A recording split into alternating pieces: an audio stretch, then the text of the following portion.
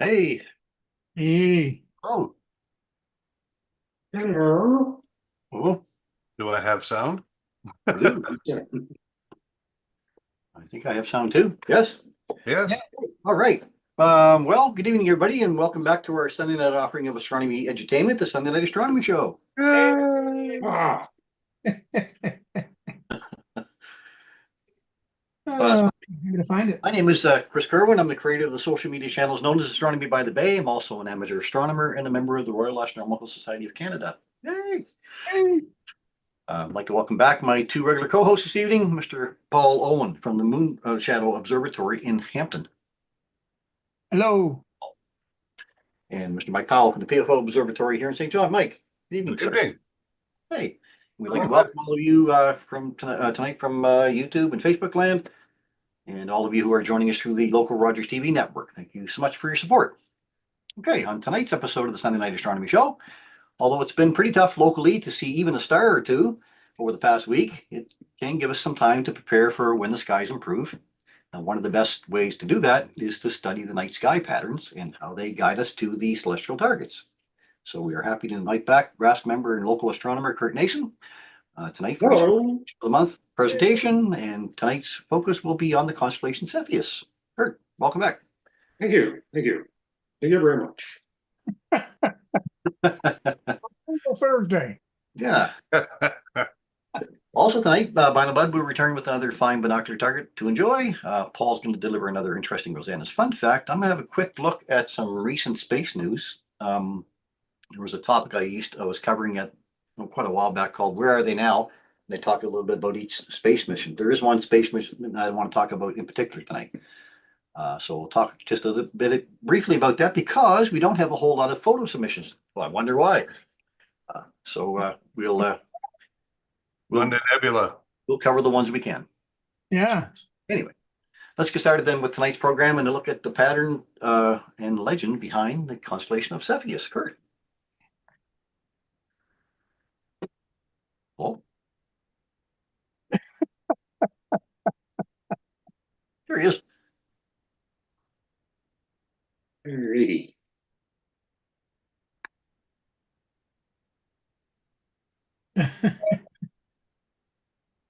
Howdy. No. All right. When I was about 6 years old and living in front of the television, an old electro home, one of my favorite TV shows would start off with "Out of the blue of the western sky, it's Sky King."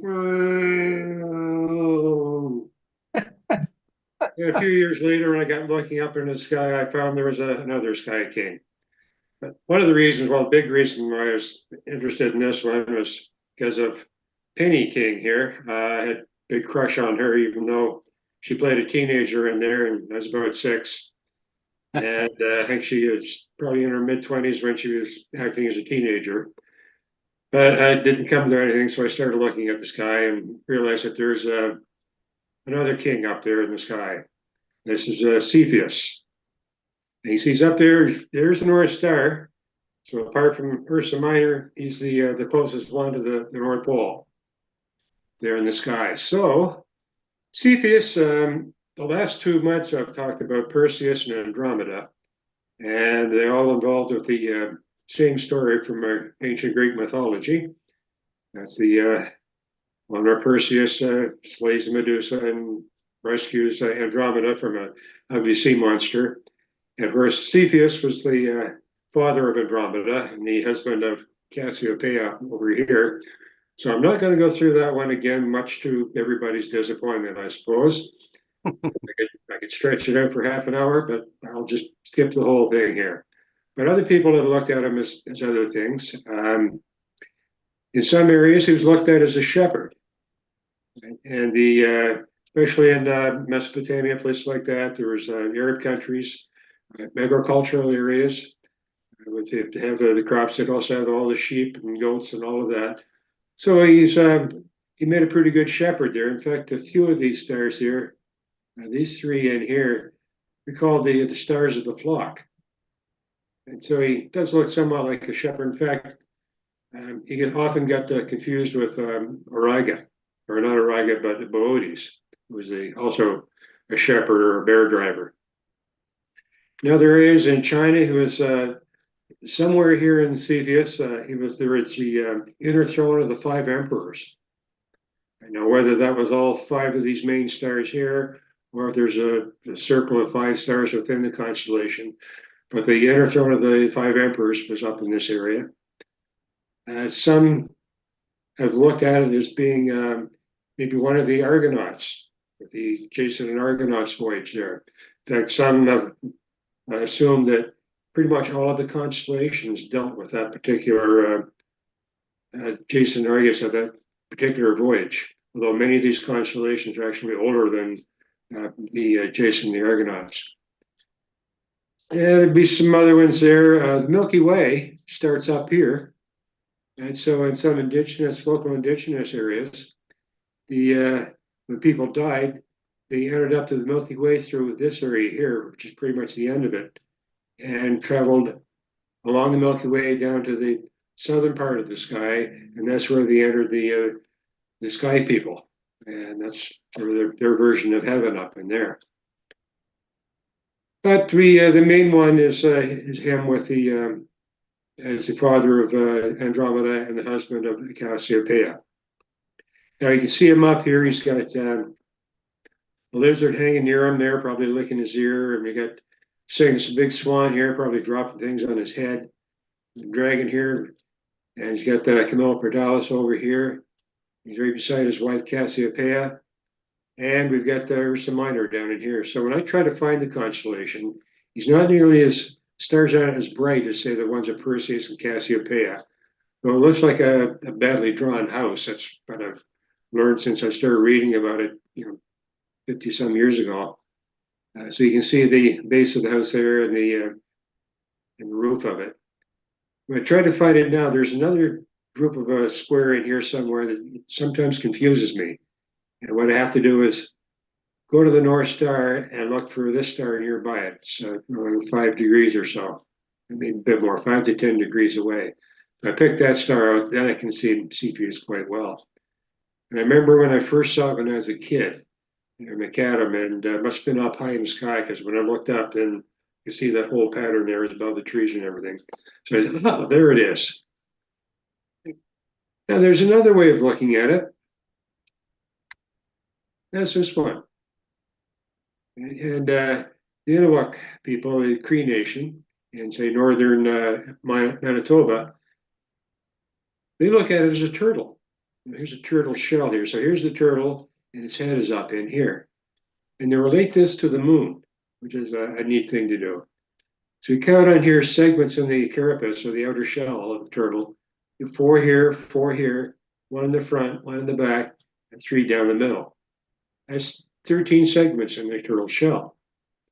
And look at, for their calendar, it was the moon. For most of the ancient people, the moon was the calendar. You really didn't have days of the week, or you didn't have particular days, no this and that. It was the days are always so many days from say the full moon, or so many days from the quarter moon. And so at 13 full moons, and we know that actually we mostly have 12, but every 3 years we have 13. But if you're not stuck on particular days or dates, then you can say we've got 13 full moons in a year.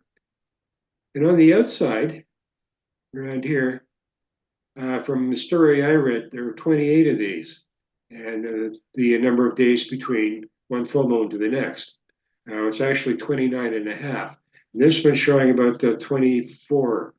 Yeah, I've seen some pictures with 26. But when you think of a full moon, we know the full moon date, but it looks like a full moon a day or two either side of that as well. So if you got 24, that would be 24 days from when it starts to look like a full moon. You get 4 or 5 days in there when it does look full. Then you have another 24 days before it starts to look like that again. So this turtle was the moon to them, signified their calendar, their lunar calendar like that. It's a pretty neat idea there. And over here we get a picture of it drawn a little bit different. This is a photo taken, I think, by picked it off the internet. Bill and Sally Fletcher had a bunch of constellation photographs up there that look really great. So I've used them before. We get to see the Milky Way in here. Right, we get these four main stars. So here's the head of Cepheus down in here. He's got his feet here, and this is the one that's close to the North Star. And get a few stars in here that we're going to talk about. We've got the brightest star in here. All right. No, actually, here the brightest star in here is Aldebaran. There's Eri. Oh, this is Aldebaran. I'm going to get this confused. These are the three brightest stars. This is Alpha, Beta, and Gamma in here. Right. We got a very famous star in here that we'll meet. We got a very famous and colorful star down here that we'll meet. And this red patch in here, I think we'll have something to see about that as well. And so I'll visit some of the brighter stars and some of the deep sky objects that we see in here. And another way to look at them in here, there's from an older star map from a few hundred years ago. This one's drawn a little different. Looks like he's got a birthday cake on his head here. But probably holding a scepter here and maybe part of his robe or something. But if you get a work mind, it looks like he might be threatening his wife here with a hot poker and a whip. And I'm quite sure this is the regal regalia that he's using there. Yeah, the stars. So Alpha Cephei is Aldebaran. Right, that means right arm. You see it's showing in the right arm of Cepheus. It's about magnitude 2.46, so it's the brightest one. It's only about 49 light years away. And it's about twice the mass of the sun. So being the brightest, typically the brightest star is the alpha. Now, Beta Cephei is Elfurg, which means the flock, which reckon back to that what I talked about it being a shepherd and having all the animals there. Right? Magnitude 3.16 is much farther away, 690 light years. And it's about, and I didn't put the number in there. And I forget what it was. So an unknown mass of it, but it's I think it's more than this one. Now Gamma Cephei is Eri or array. That means the shepherd, which again harkens back to the other ones. But the same brightness, magnitude 3.21, 45 light years away. And so where this one's much farther away, if it was as close to these ones, it'd actually be brighter. And this one, Eri, was the first star where they had a confirmed exoplanet. That was 30 years ago or more. And in the past several years, the IAU, International Astronomical Union, they had a contest that had picked out 6 or maybe 10 exoplanets and had people try to give it a name. So they approved the name of Tadmor for that first exoplanet that was actually confirmed. Now Delta Cephei, and that's the one in here. That's a very famous star. It's the first variable star that was discovered by John Goodricke in 1784. There's been thought like Algol, they might have thought it being variable. We talked about that one last month. But this is the first one that was brought out as being variable. And now it's not like Algol. It's not two-star binary stars, one passing in front of the other. It's a pulsating variable. So with these ones, you've got a very massive star, and this one is very massive.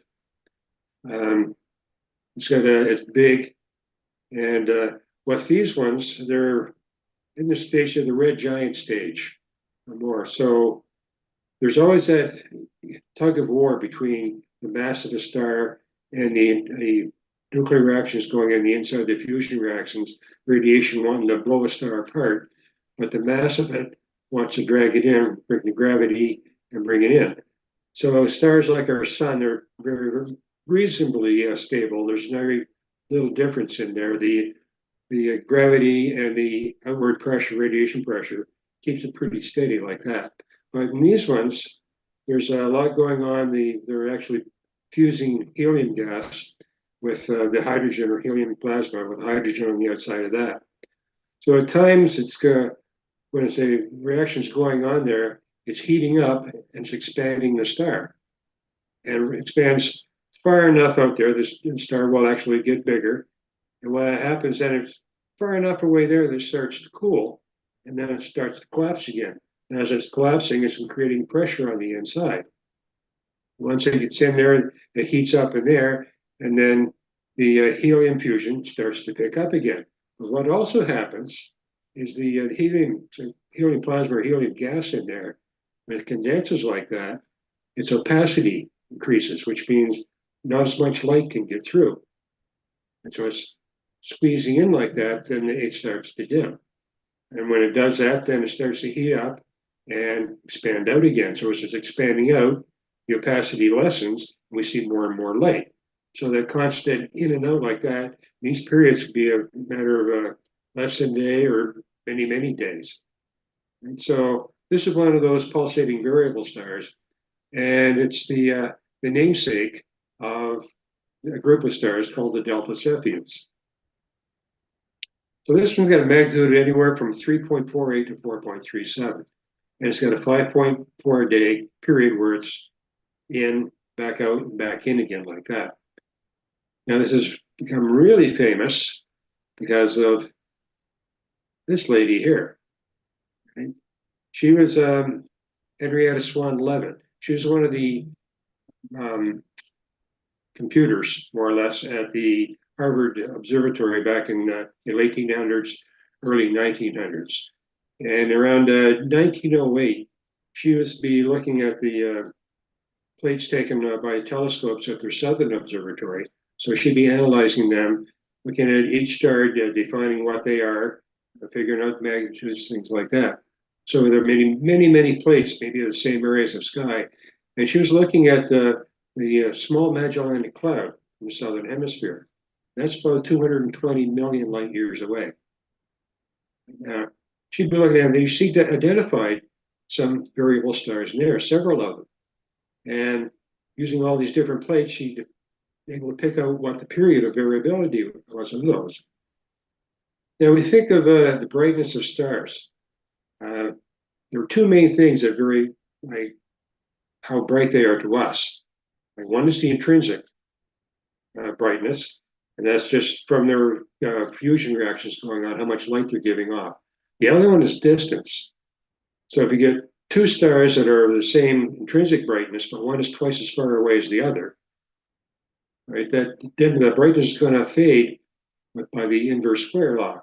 So if it's twice as far away, it's going to look 1/4 as bright as the other one. If it's 10 times farther away, it would be 100 times as bright. So when you see these variable stars like that, how bright they are depends on the intrinsic brightness, but also on the distance. So they really couldn't use them for defining how far away particular stars are. They didn't know how far away some of these were. They had the parallax method for maybe up to several tens of light years where they could determine how far away a star was, just way it jumps back and forth between relative to two close by stars over about a 6-month period. The farther away it is, the less and less it's moving, and you really need some good telescopes to pick that up, which didn't happen until about the 1840s. Right, that was the parallax method. So when she was looking at these variable stars in the small Magellanic Clouds, she realized that this is 220 million light years away. So all of those variable stars out there are relatively the same distance from us. It's not a matter of tens to hundreds of light years away. They're all hundreds of millions of light years away. But, 220,000 light years away. Right, so they're very far. So typically all of the stars in that galaxy are relatively at the same distance from us, just a matter of a few percent here and there.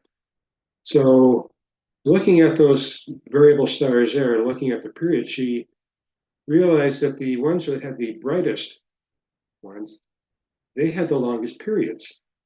And so she worked out an equation to relate the brightness of that with the period. Then applying that to stars in our galaxy, by seeing some that are very far away. We saw one that's 200 or 500 light years away. She could tell what its intrinsic brightness was by just its period. And if we could find some closer to that, then Cepheus that had they knew what the distance was from parallax, they could also relate that to what its period is. And from that, we can work out to the other one. So if this one, I get one that's fairly close, they know how far away it was, then any other Cepheid star much farther away, they could tell its distance as well. Right, so we just added a new step in telling how far away stars could be. You have the parallax method for stars that are relatively close, maybe up to 100 light years. But anything beyond that, then they could use these Cepheids. So that's many of the stars that we can see in our galaxy that can be determined from the distance can be determined from that period luminosity chart. All right, and that got used later on by Hubble with distant galaxies and figured out how far away they were, because he was able to see these Cepheids in the Andromeda galaxy and figured out how far away that was. And the final one is this one here. It's another giant star. It's a hypergiant, more than 1,000 times wider than our sun. And this is a brilliant red or orange star. It's a Herschel's Garnet star, it's called. And it's an easy one to pick up in binoculars, and it's a really, really pretty star to see. So these are the 5 stars I picked out. I'll have a look at some of the deep sky objects. Oh, yes. Back to this one. We're looking at these 3 stars here, Alderaan, Alpha, pardon me, and Orion. Look at, if you read about these are all going to be the North Star over the next, say, 5,000 to 6,000 years or so. Because the Earth's orbit, or the Earth's axis, wobbles like that roughly every 26,000 years. And doing that, our North Star changes, makes the big circle of about 45 degrees in the sky.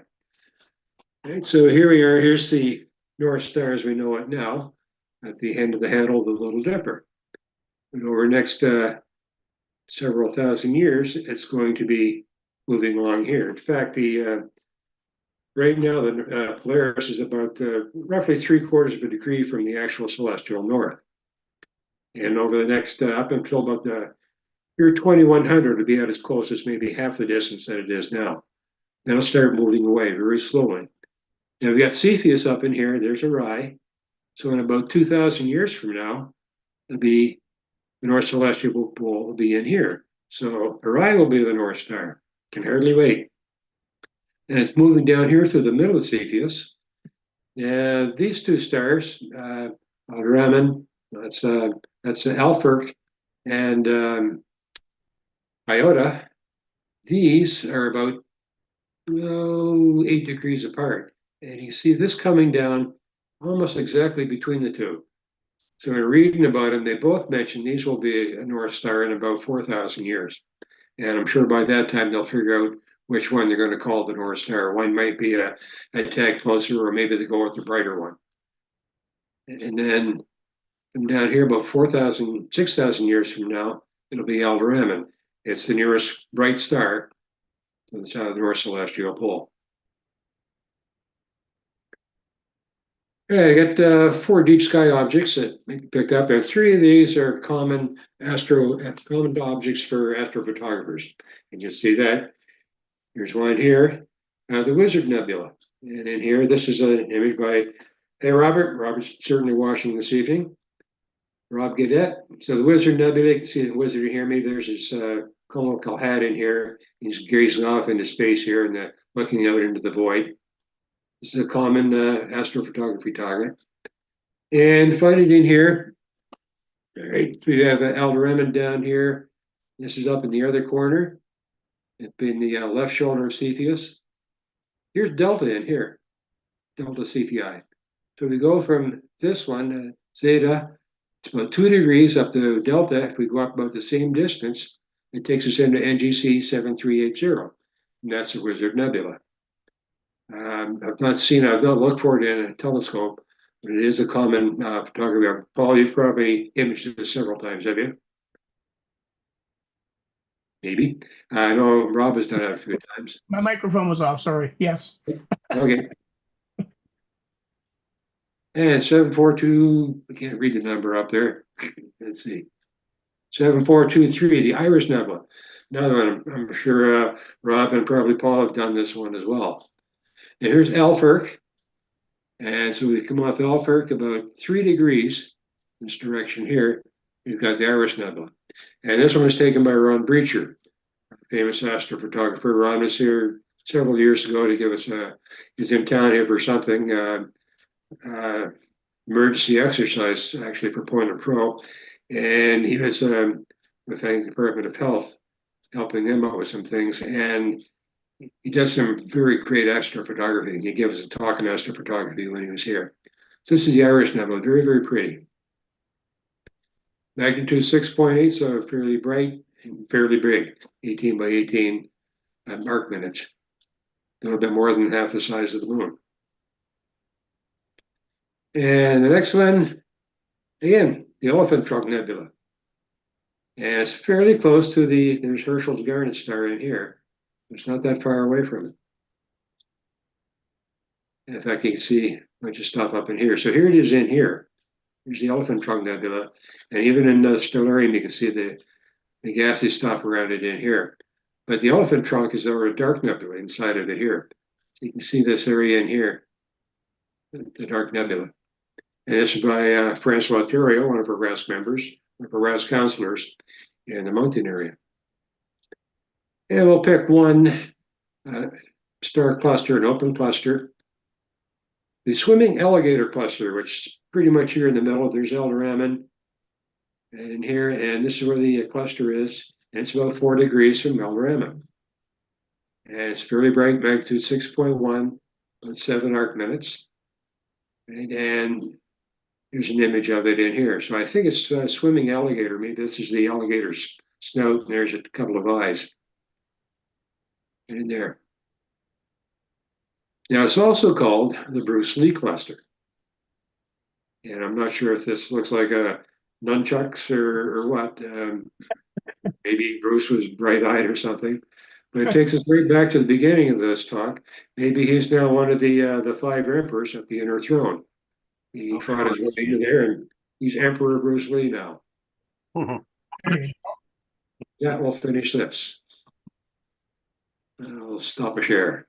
Bruce Lee, of course, I can see that in there. Yeah, yeah. He was a mighty man for a small body, wasn't he?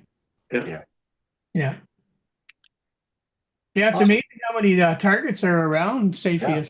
That Quite a few. There are a lot of open clusters in there, and I was just picking up some of the brighter ones. There are a few other clusters in there that are brighter than magnitude 9. They didn't want to drag it in a quarter to 9 or anything like that, so cut it back. yeah. The Cepheus variable store is pretty neat too. Is that circumpolar? Oh, yeah. Yeah. It's gotta be. It's right there on the North Star. You can get that. We have a question Cassiopeia here. as well. What's that? Cassiopeia is circumpolar as well. Yeah, I was going to say it's so close to Cassiopeia. I thought it probably is. It's between Cassiopeia and the pole.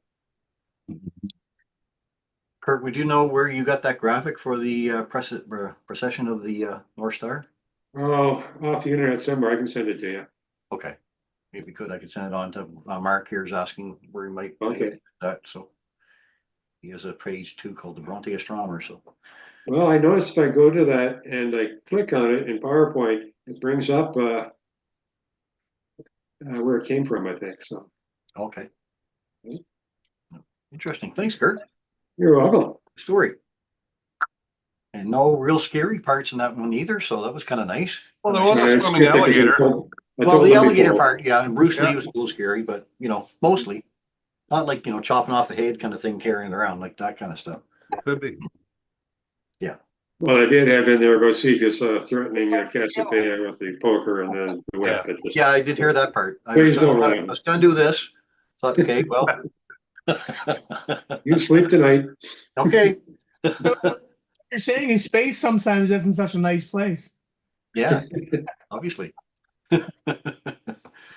Okay, thanks, Kurt. All right, let's go on to Lionel Bud and maybe next. I don't know, bud. Well, uh, this guy is kind of worried about swimming away from that swimming alligator. So, alrighty. Now, remember, asterisms are all about what you see when you look up. Well, this is one that I saw, and I said I'm going to name that. So, binocular target of the week this week is Twin Beaks. Wait now. There is something behind this. So, Twin Beaks in the constellation Cepheus may not jump out at first, but with a closer look at the center of the constellation and using your imagination, you can see two seagulls in flight. So, how do I find it in the sky? Well, tonight, if it was clear and you went out and oriented yourself 315 degrees northwest at 9 o'clock and looked up, you'll see the house of Cepheus, that big square. If you can find that part, guess what? It's right here in the center. You can't miss it. You can just draw a line any way you want, but it's right in the center. Now, what does it look like? Well, here it is. This is a closer view, and I put in some graphics to show you, but it looks like two seagulls flying. There's a pair of wings going whoop, whoop, and another pair going whoop, whoop, just like this. Tell me that doesn't look like two seagulls flying away from a swimming alligator. That's like the wild duck cluster, isn't it? Right? Just like the wild duck cluster. Yeah. Well, look, in 10 by 50 binoculars, she's a big target. You can't miss it. The stars are nice and bright, and they make that perfect skip. No different than looking at a roller coaster. But again, they're flying away from that alligator, that swimming alligator guy. Compared to the full moon, well, she's at least 4 full moons in size. So it's a big target. No problem to see. You might even find a seagull flying in front of it that you can compare it to. And in keeping with tonight's Final Bud target, what does a space seagull drink out of? A beaker. That's binocular target of the week by Final Bud. Oh, wow. That probably, Red Skelton probably saw that there. Two seagulls. Yeah. Yeah. The game, Kurt. It's all about the imagination. You just made a blooper reel. I'm gullible to believe that. Oh, gullible. Oh, wow. Get out there with your binoculars and have a look. If you don't see two seagulls, let me know. After a few more sips, I'll probably see a couple. You might see a flock. Right.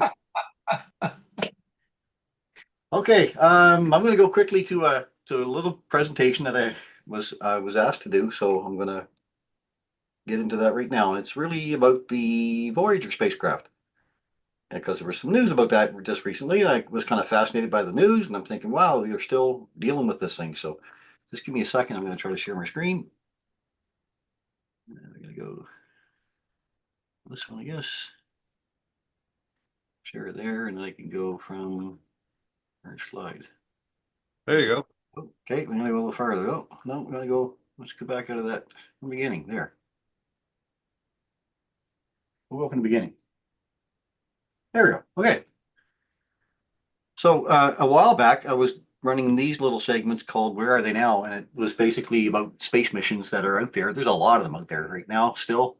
And they're pretty interesting, a lot of them. But I keep going back to one that keeps fascinating me because I remember the launch of it and thinking, this is going to be pretty cool when they get out to all these planets. And I thought, okay, after that, it's going to be done. But here we are still talking to it. We're going to talk a little bit about the Voyager mission. And there's some news just recently about the latest news about Voyager. So Voyager 1 actually breaks its silence with NASA via a radio transmitter that was not used since 1981. This is how resilient this little spacecraft is here. All right, first of all, a little bit background. So in 1977, NASA launched Voyager 1 and 2, a pair of spacecraft tasked with touring Jupiter, Saturn, Uranus, and Neptune, by taking advantage of a rare alignment of the outer planets that only happens once every 175 years. Imagine we were able to do this just at that time. So the two probes had both completed their encounters with these worlds by 1989, And since then, they've traveled to the outer limits of our solar system and beyond, sending critical scientific data back to Earth. Well, as of 2024, the Voyager 1 and Voyager 2 spacecraft are both in interstellar space. That's the space between the stars, beyond the heliosphere, which is the sun's bubble of magnetic fields and particles. The Voyager 1 is the farthest spacecraft from Earth at a distance of about 24 billion kilometers. It's traveling at a speed of 61,198 kilometers per hour relative to the sun. The Voyager 1 entered interstellar space in 2018. It takes a little over 23 hours now at the speed of light for a message to reach it from Earth. Now, Voyager 2 is traveling at a distance of a little over 20 billion kilometers from Earth. Voyager 2 is heading out of the solar system at an angle of about 48 degrees and a rate of about 470 million kilometers a year. For Voyager 2, it takes about 17 hours at the speed of light for a message to reach it from Earth. I've told that recently that the message that leaves the spacecraft leaves at 20 watts, roughly 20 watts, about the same power as your light bulb refrigerator light bulb. And time it arrives here, it's 1/10 trillionth of a billionth of a watt. Recognizing that the Voyagers would eventually fly to interstellar space, NASA authorized the production of 2 golden records to be placed on board the spacecraft. Now, sounds ranging from whale calls to the music of Chuck Berry were placed on board, as well as spoken greetings in 55 languages. The 12-inch wide or 30 centimeters gold-plated copper discs also include pictorials showing how to operate them and the position of the sun among nearby pulsars, a type of fast-spinning stellar corpse known as a neutron star, in case extraterrestrials someday stumbled onto the spacecraft and wondered where they came from. Yeah, let's tell them where we are. Why not? So what happened? Well, occasionally engineers send commands to Voyager 1 to turn on some of its heaters and warm its components that have sustained radiation damage over the decades, said Bruce Wagner, the Voyager Mission Assurance Manager. Now, the heat can help reverse the radiation damage, which degrades the performance of the spacecraft's components, he says. Messages are relayed to Voyager from Mission Control at NASA's Jet Propulsion Laboratory in Pasadena, California, through the agency's Deep Space Network. The system of radio antennas on Earth helps the agency communicate with Voyager 1 and its twin probe, Voyager 2, as well as other spacecraft exploring our solar system. Voyager 1 then sends back engineering data to show how it's responding to the commands. It takes about 23 hours for the message to travel just one way. But when a command to the heater was sent on October 16th, something triggered the spacecraft's autonomous fault protection system. If the spacecraft draws more power than it should, the fault protection system on board automatically shuts off systems that aren't essential to conserve power. It's all about power out there now. Excuse me. Well, the spacecraft typically communicates with Earth using what's called an X-band radio transmitter, named for the specific frequency it uses. The flight team correctly hypothesized that the fault protection system had lowered the rate at which the transmitter was sending back data. On October 19th, communication with Voyager appeared to stop completely. But what happened was the team believes that the fault protection system was additionally triggered 2 more times, which may have switched off the X-band transmitter and shifted the spacecraft to the S-band transmitter that uses less power. While Voyager 1's team wasn't sure that the faint S-band signal would be detectable due to the spacecraft's distance from Earth, the Deep Space Network engineers did locate it. The team won't send another command now to Voyager 1 to turn on the X-band transmitter until they deduce what triggered the fault protection system, which could take weeks. Engineers are being cautious because they want to determine whether there are any potential risks to turning on the X-band transmitter again. If the team can get the X-band transmitter working again, the device may be able to relay the data that could help reveal what happened. Now, Voyager 1 and 2 have been flying for more than 47 years and are the only 2 spacecraft to operate in interstellar space. Their advanced age has meant an increase in the frequency and complexity of technical issues and new challenges for the mission's engineering team. The issue is just the latest in a series of problems over the years that have been solved by the amazing team at JPL. How long will the Voyagers communicate with Earth? Well, a radioisotope thermoelectric generator, or the power source on each spacecraft, puts out about 4 watts less each year. Because of this diminishing electrical power, the Voyager team has had to prioritize which instruments to keep on and which ones to turn off. Heaters and other systems have also been turned off one by one as part of the power management. With the latest data on power consumption, Voyager 1 and 2 are expected to remain in contact with Earth until around 2036, depending on how much power they have left. Indeed, ultimately, the Voyager spacecraft are destined to travel the Milky Way for billions of years. And long after our sun has become a red giant, they may be the only evidence that there was once a civilization that existed on a planet called Earth. Kind of neat stuff. Still used for target practice by the Klingons.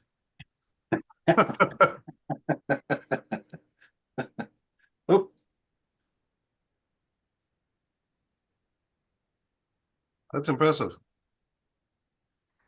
Yeah, I'm fascinated every time I see a little article. I'm still thinking, wow, that thing's out there 47 years. I mean, the reliability is just phenomenal. Well, And- 57 Chevy, right? Yeah. I mean, I've heard a couple of times that they've had to bring back engineers. Hello? I'm listening. Okay.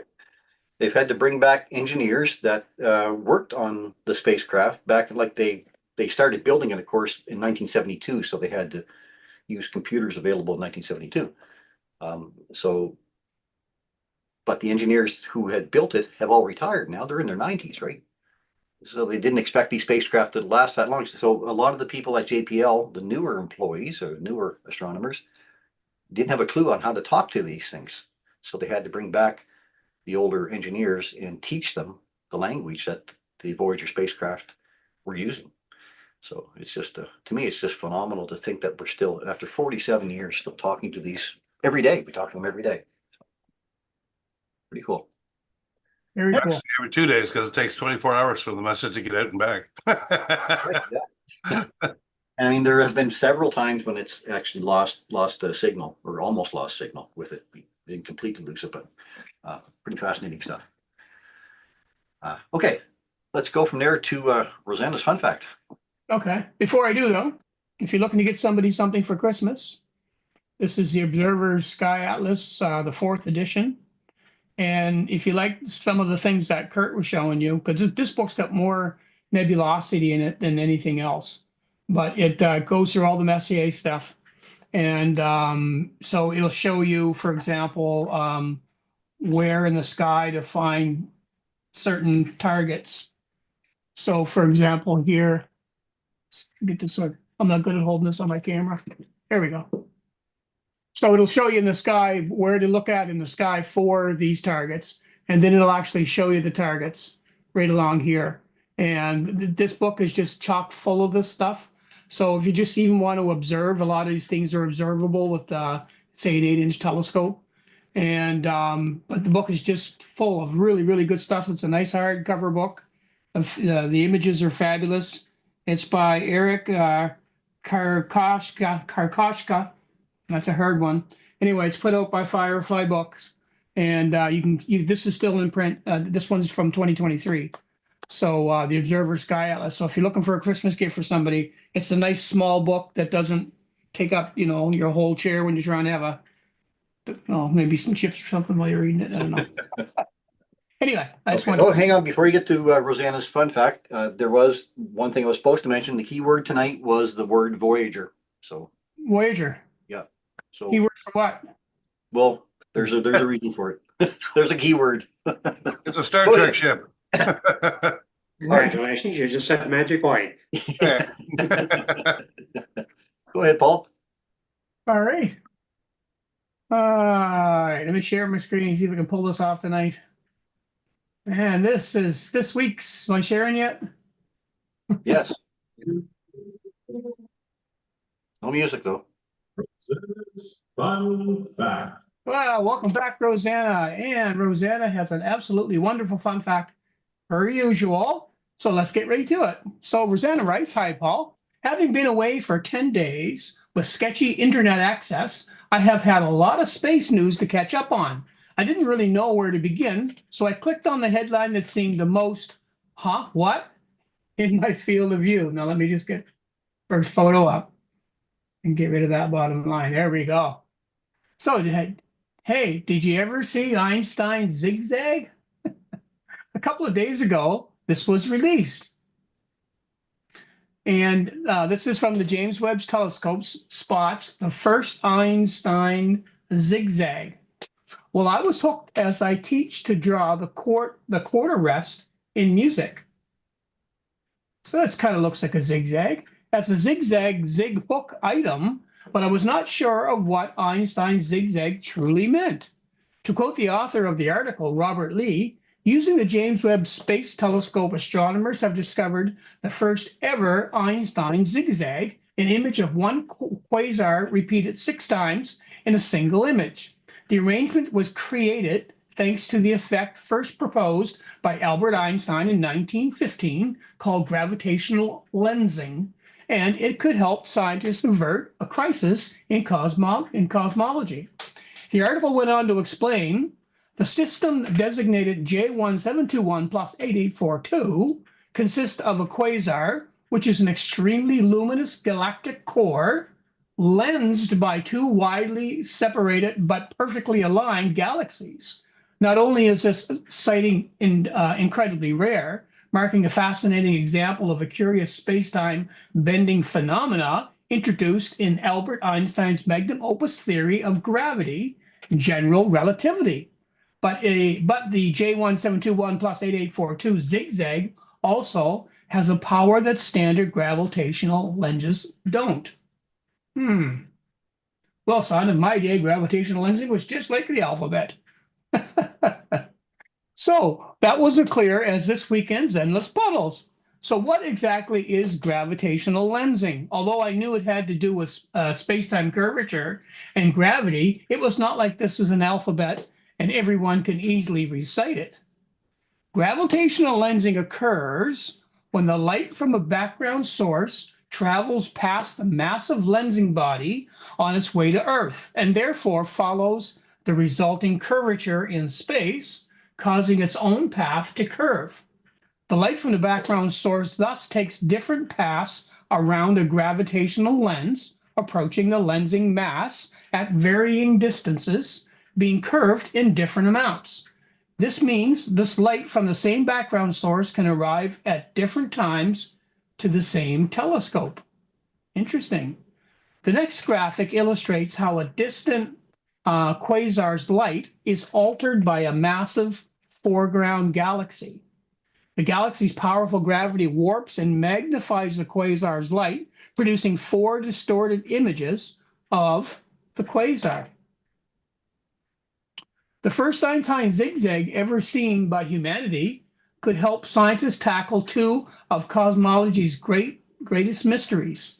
The first mystery concerns the nature of dark energy, the force driving the accelerating expansion of the universe that accounts for around 70% of the cosmic energy and matter budget. And the second has to do with a disparity scientists find when measuring the value of the space of the universe expansion, the Hubble constant. I'm sure you know where I'm heading next. What is the Hubble constant? The Hubble constant is the unit of measurement used to describe the expansion of the universe. The cosmos has been getting bigger since the Big Bang kick-started the growth about 13.82 billion years ago. The universe, in fact, is getting faster as an acceleration as it gets larger. The close-up view shows the galaxy MAC S0647JD, the farthest object yet known, as it appears through a gravitational lens imaged by the Hubble Space Telescope. The galaxy is 13.3 billion light years from Earth and formed 420 million years after the Big Bang. Now, Hubble's initial calculations have been refined over the years as more and more sensitive telescopes have been used to make the measurements, including Hubble and Gaia, which examined a kind of variable star called Cepheid variables. Yes, Cepheid is in the Delta Cepheus quadruple star system in the Cepheus constellation. Other telescopes have extrapolated the constant basis on measurements of the cosmic microwave background. a constant background temperature in the universe that is sometimes called the afterglow of the Big Bang. So Einstein's zigzag is not the only amazing Einstein feature captured by the Webb telescope. The headline appeared in September 2023. The James Webb Space Telescope has taken a stunning image of a perfectly formed Einstein ring, which is also the most distant gravitationally lensed object ever detected. And a year later, just this past September, the carousel lens of gravitationally lensed galaxies, as seen by the Hubble Space Telescope, which is, of course, that image that you're looking at right now. This arrangement of warped and stretched galaxies contains the largest Einstein cross seen so far. So although it sounds a bit like we're playing a game of Chipper or Coppet with zigzags, crosses, and rings, whatever you are looking for, I suspect you can find it in the universe. Albert, what on earth are you looking for? Who said anything about Earth? And that's this week's. Santa's fun fact. Hey. And there we go. What a great fun fact again. And obviously timed well. I swear, Kurt, every time you're on, Rosanna and you must talk. Why don't I get in on it too? You didn't get the email, Paul? I missed that memo too. Yeah. So, but there's no. I missed it too. You don't have to remember a keyword in this. So thank you, Rosanna. We just zigzag around you. Yeah. Remember zigzag tobacco? Yeah. I do. Okay, quickly get to a few photos. Just need a second to open them up here. With over here. Okay, what have we got for photos for this week? Just a second. Let's see. Here, okay. I just need to share my screen.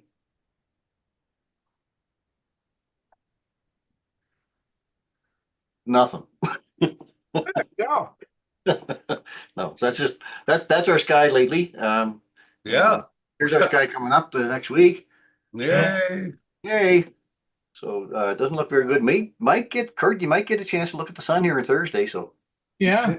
polished up. I'm holding out for the spica Yeah. on the 27th or the occultation. Oh, yeah, that's right. No cloudy periods. Well, cloudy periods. Hey, that might work out. We'll even take that. Yeah. Anyway, things were so boring for Mike. Mike even had to try to capture a shot of the sun, although he got a shot of his fan. Yeah, he took a picture of his fan and then decided to put it in Photoshop and pair it up with some How many sunshine. frames did you have to stack for that? Yeah. That is a single image, actually. That was it. Did you see the size of those prominences though? Yeah. Yeah. Pretty You big. should see what happens when you turn the blades on. Oh, those solar flares, Mike? Oh well. Anyway, okay.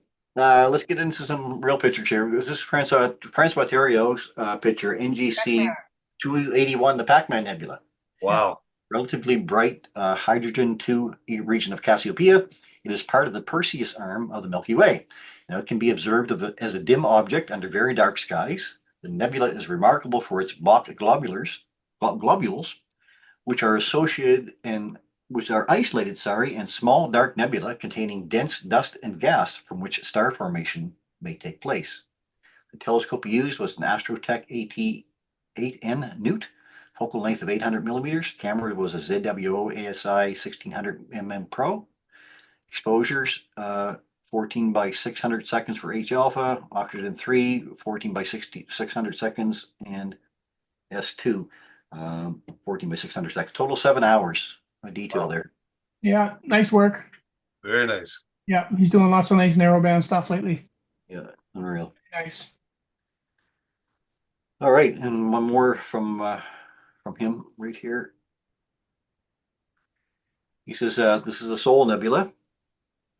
IC 1848. It's almost a solid month of cloudy and rainy skies. Have to resort to digging through archives for interesting stuff to play with. I had a close-up of the Sol Nebula from early 2023.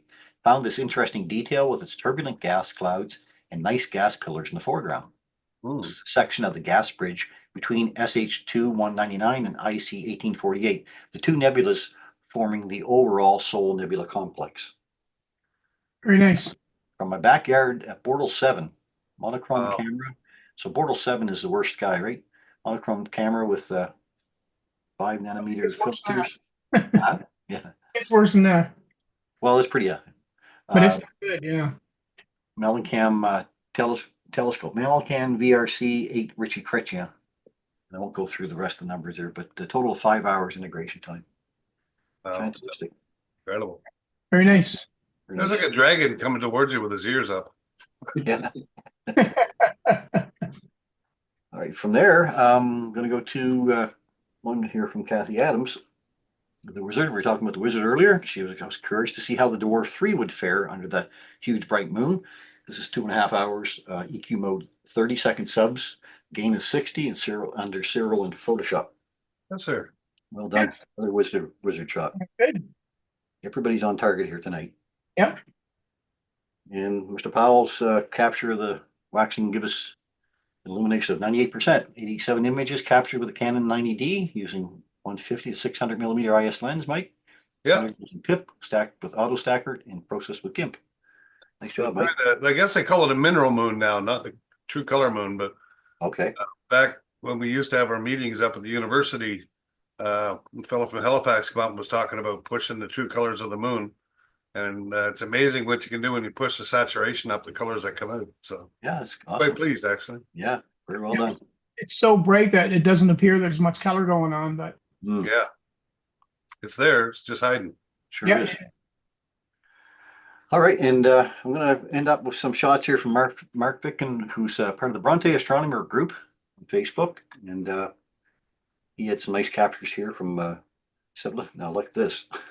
You want to get decorative? Here you are. Yes, sir. So lots of Nice crowd. a nice big outreach crowd there. Yeah, get the Santa hats on a whole bit. Big crowd, yeah, Awesome. right in front of them all. So Wow, what's he looking at? I grabbed those off Mark's page. So thanks, Mark. Yeah. Good stuff. Yes, nice. Nice to see all those people out.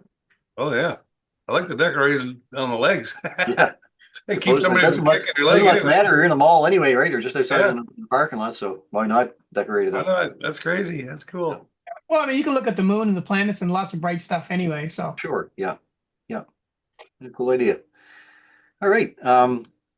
If you do happen to get any photos in the next week or so, we'd love to get them. So you can send them into astronomybythebay@gmail.com and we'll be happy to put them up on our next broadcast. So let us know. Thanks. Get out your And fog filters. if you do happen to get out, you can take a look at these events. This is from Lisa's Lookup, Astronomy and More. Lisa Fanning puts this great chart together for us every month. This is the one for November, right up till the 26th, I guess. So we're going to be looking for December's one here soon. She lists the date anyway, the peak time for the event, and what you need to see it with the naked eye, binoculars, or a telescope. And Lisa is on Ruby Moonbeams on Instagram, X, formerly Twitter. I think she's on Blue Sky now, Mastodon and Facebook, and now Threads, she says. So thank you, Lisa. And our own Kurt Nason puts this great chart together for us, our calendar for the next 6 weeks here, right up until December the 14th. If you're looking for any events that are going to be happening, you can download this calendar at sjastronomy.ca. It's right there on the front page, and Kurt lists all these ones in blue are all about occultations and eclipses with and transits with the moons of Jupiter. So here they are listed up here. 1 is Io, 2 is Europa, 3 is Ganymede, and 4 is Callisto, and these are the terms following up. So, because Jupiter is really the main target right now, it is actually at opposition on December the 7th. So they're going to find a lot of good views of Jupiter coming up here. So you get that calendar at sjastronomy.ca. And I think that's all I get to share for that. that's it. Okay. Awesome. I see. That's probably a good enough show. We're there. That's There. right. Yeah. Let me get out of my shots here. There we are. Okay. And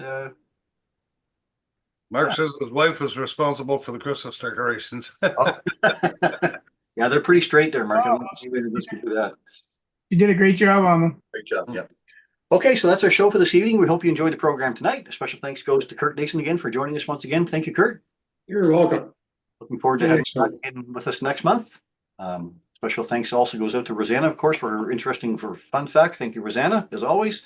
Special thanks again to all of you who share our program out there with friends and families. Remember too, we do love getting your photos, so send them in to astronomybythebay@gmail.com, and we'll be happy to share them on our next broadcast. And a special thanks to our friends at Rogers for joining us this evening. So until next week, wishing you all clear skies. As we like to say, guys, open your eyes to view the skies and keep your scopes. Which way? Point it up. Yep. Voyager. Voyager. Yeah. You Okay. go. Good night, everybody.